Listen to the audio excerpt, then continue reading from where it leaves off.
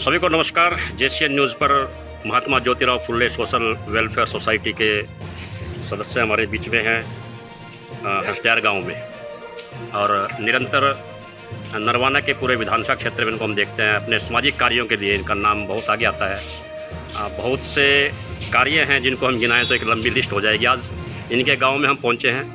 हम सिर्फ इतना जानना चाहते हैं कि महात्मा ज्योतिराव फुले एक बहुत बड़ा नाम है, जिस नाम को अगर भारत का कोई शिक्षित व्यक्ति ना जानता हो तो यह अतिशयोक्ति होगी। ज्योतिराव फुले के नाम से इतनी बड़ी संस्था आपने की है, और निश्चित तौर पे गांव के लेवल में बात करें, बहुत से लोगों को तो ये भी पता नहीं होगा कि ज्योतिराव फुले कौन है। उस नाम को आप लेकर आए, सबसे पहले तो हम धन्यवाद करेंगे। अपनी संस्था का जो मुख्य कार्य है वो क्या है? अपनी संस्था के कार्यों को बताने से पहले मैं आपका स्वागत करना चाहूँगा कि आप यहाँ हमारे गांव में पहुँचे हैं, और मैं स्वागत करना चाहूँगा आप गांव के साथ साथ हमारे Mahatma Jyotirao Phule social welfare society के प्रांगण में पहुँचे हैं। हम उसके लिए भी आपका स्वागत करना चाहेंगे। जो आपने सवाल किया कि इसके मुख्य जो कार्य हैं, हमारी जो संस्था है ये Mahatma Jyotirao Phule social welfare society में हमारा मेन मकसद केवल शिक्षा के प्रति, जो हमारा समाज के अंदर जो शिक्षा को लेकर जो कार्य हैं वो हमारी प्राथमिकताएं हैं। उसके लिए हम लगातार प्रयासरत हैं। हमारी कोशिश है कि हम महात्मा ज्योतिराव फुले जी की शिक्षाओं का अनुसरण करते हुए एक अत्याधुनिक पुस्तकालय का निर्माण करें। उसके लिए हम लगातार अग्रसर हैं। आप थोड़ा सा अपना कैमरा टर्न करेंगे तो आपको पीछे एक शेड भी दिखाई देगा, जो इसी उपलक्ष्य में, इसी कड़ी में जो बनाया गया है। ये सामाजिक गतिविधियों को सुचारू रूप से अंजाम देने के लिए, सुख में दुख में ब्याह शादी के अंदर अपने सामाजिक गतिविधियों में इकट्ठा होने के लिए इसका निर्माण किया गया है। ये जो जगह है ये सोसाइटी में जो सोसाइटी के ही अनुदान से ही इसको प्राप्त किया है। सोसाइटी ने इस जगह को लेने का काम किया है। तो हमारे जो काम है वो हम शिक्षा को लेकर और सामाजिक मिशन मूवमेंट को लेकर ही हमारी इस महात्मा ज्योतिराव फुले जी के जो सोसाइटी है वो हमारे कार्य रहते हैं। और समाज में नारी शिक्षा को लेकर, हमारी बहन बेटियों को, उनको आत्मरक्षा को लेकर और सामाजिक न्याय को लेकर, सोशल जस्टिस को लेकर हमारे लगातार प्रयास रहते हैं।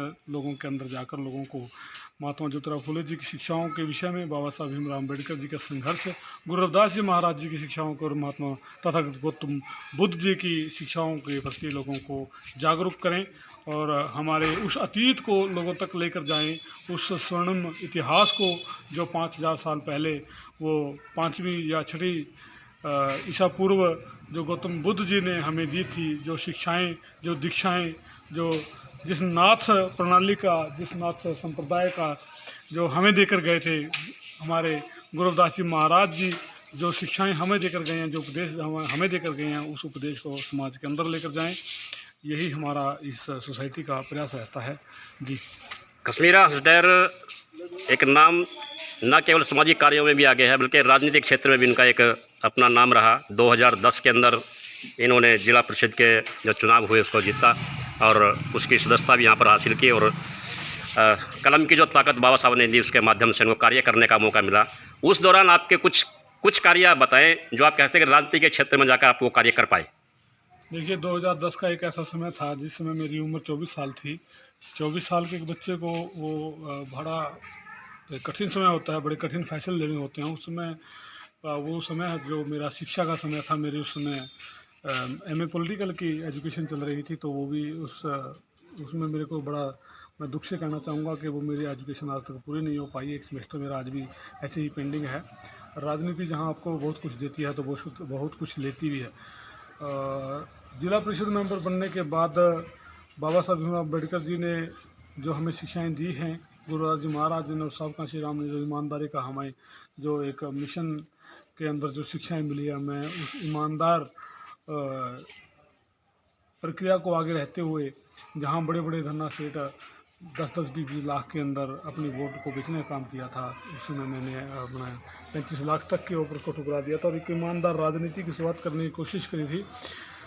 जहाँ राजनीतिक ईमानदार राजनीति करने की कोशिश की, वहीं समाज के अंदर कुछ ऐसे जो कार्य करने के काम किए, जैसे हमारे जो चौपालें हैं उनके नवीनीकरण के लिए, जो पानी के लिए, या हमारे जो समाज के अंदर जहाँ कहीं भी पानी पीने की व्यवस्था नहीं है वहाँ पानी पीने की व्यवस्था करने के लिए स्कूलों के अंदर वाटर कूलर लगाने के लिए, या किसी भी स्कूल के अंदर लाइब्रेरी हो या आंगनवाड़ी के अंदर बच्चों को खेलने के लिए जो ज़रूरत की जो बुनियादी चीज़ें हैं, जिला परिषद के अंदर देखो हम बहुत बड़ा काम तो कर नहीं सकते, इसके अंदर केवल केवल यही कार्य होते हैं, पानी का, गली का, स्ट्रीट लाइट्स का, या फिर स्कूल से रिलेटेड कोई छोटी मोटी लाइब्रेरी का या वाटर कूलर का, यही कार्य होते हैं इसके अंदर।